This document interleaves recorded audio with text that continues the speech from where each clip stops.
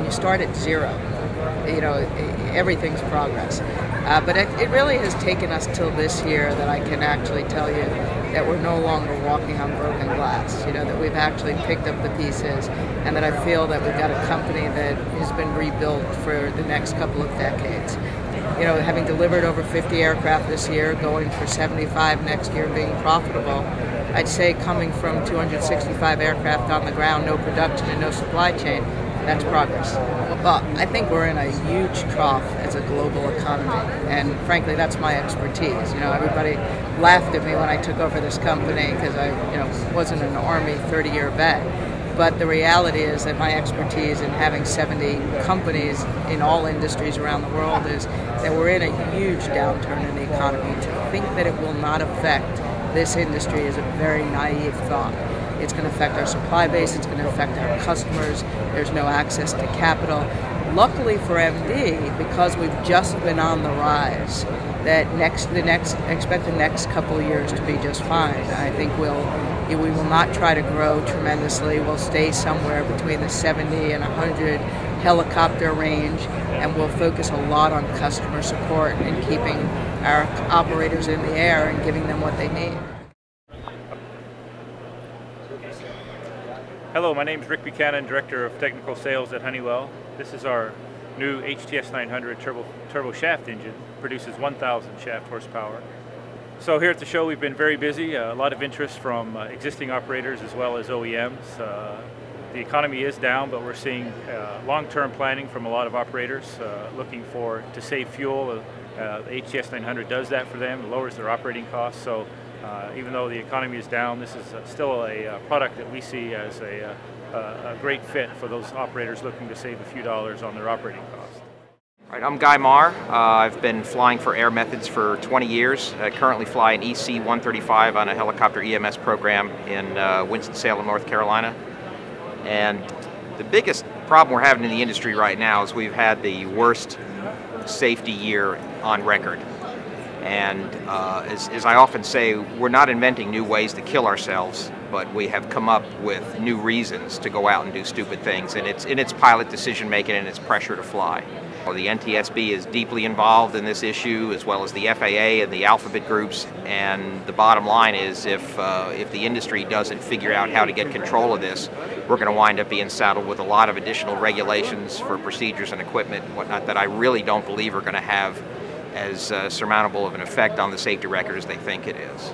It's good to be looking into all these issues, including new equipment to help us stay safe out there, but what really needs to be addressed is the high level of competitive pressure that's put on the EMS pilots to fly. We have sometimes 3, 4, 9 programs in an area that used to be covered by 1 or 2. And it's this competitive pressure to fly that is really, in my opinion, really hurting the industry. And if we can get a control on that, then I think we'll start to see an improvement in the safety of our industry as well. Simulation as it relates to flight schools is also quite interesting. Like many things, it's going to take a while for this to really catch on and really become understood. As an example, you could now take somebody who can afford to do helicopter training but is busy with their normal job, and instead of taking months to go through the flying training, you can say, give me 57 half days and I will get you trained. And you can schedule with confidence because you know we can put you in the simulator anytime, regardless of weather. By doing that, we drop the price, which is also a big benefit to everybody. We're going to get more and more pressed on fuel prices and fuel issues. That's just the nature of things. So when you stop and think about it, any way that you can reduce the amount of aircraft time it takes is a good thing. Reduce the amount of calendar time it takes is also a good thing because it'll make people much more prone to say, I know I can do this in this period of time.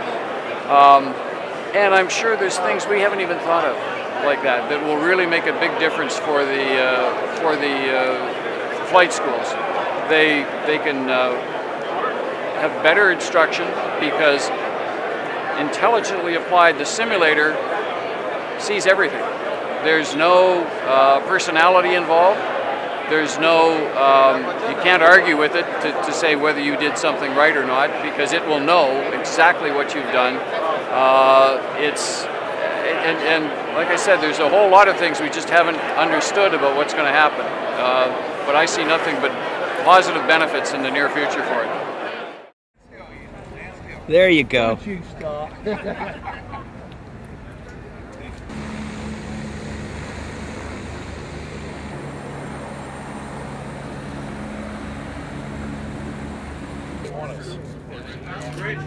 a bridge that takes